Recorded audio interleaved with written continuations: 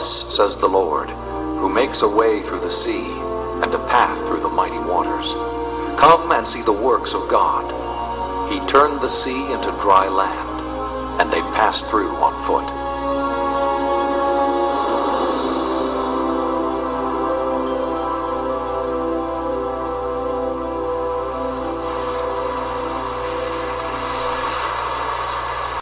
While the existence of an underwater ridge stretching from Nueva Beach to Saudi Arabia may make it easier to understand how the Israelites could have crossed the Aqaba Gulf, it does not explain the actual parting of these waters in the manner described by the writers of the Exodus account. Well, if you look at the Red Sea crossing as it's described in the Bible, what you clearly see there is this situation where a wind has come up and has dried out the land for them to cross.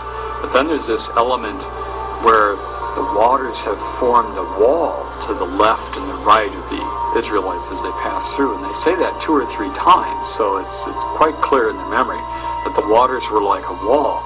And there's just no naturalistic explanation for something like that.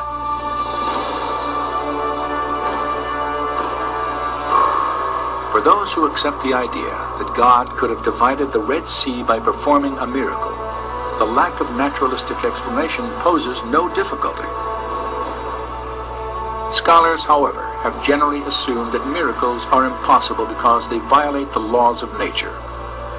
As a result, any document based on a miraculous event must be historically unreliable.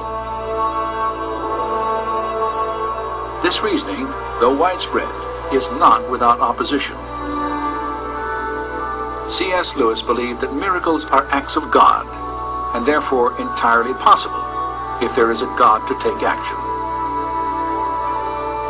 If you assume that God doesn't exist, then miracles are impossible, of course. But if God does exist, then there's the possibility that miracles could have occurred. So when we're looking at the events in the Bible like this, we have to be objective when we come to the evidence. We have to look at the data and say, is it really clear enough that a miracle might have really occurred here? If we objectively look at the evidence then, and it really seems to lead in the direction of something miraculous, then we need to be open to that. After more than a century of research, where does the body of available evidence for the Exodus now lead?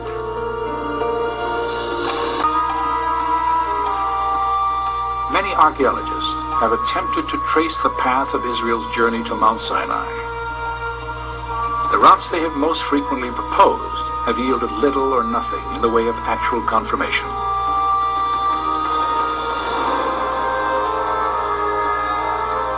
Yet today, another theory for the Israelites' path, far different from traditional ideas, may provide a trail of direct evidence for both a miracle and the historical validity of the Exodus account.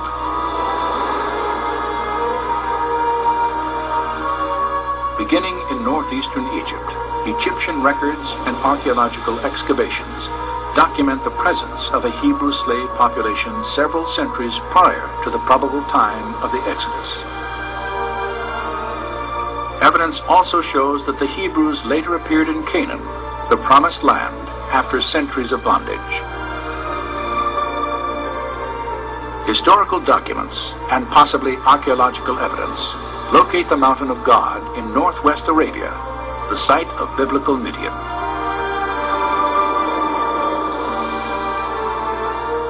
And a trade route leading to Midian, intersected by a system of riverbeds terminating at the Aqaba coast, matches biblical and historical descriptions of the Israelites' path to the Red Sea.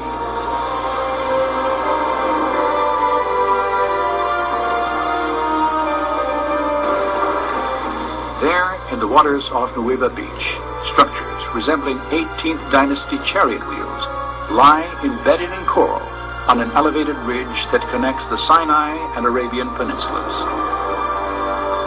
Well, a good scientific theory explains a lot of evidence very simply and coherently. And there's a pattern that's coming out of this evidence that really suggests that the biblical record has a lot more historical content to it than what scholars have been willing to grant in the past. The scriptures tell us that nearly 3,500 years ago, God parted the waters of the Red Sea and led the Israelites to freedom. Did it happen here? Did it happen at all? Is the biblical description factually accurate? As with any historical investigation, we may never know with absolute certainty.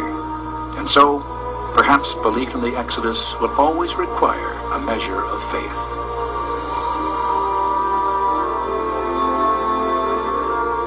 But facts and faith need not conflict, as recent discoveries suggest. For history and archaeology have now uncovered compelling reasons to reconsider the extraordinary claims of the Exodus story.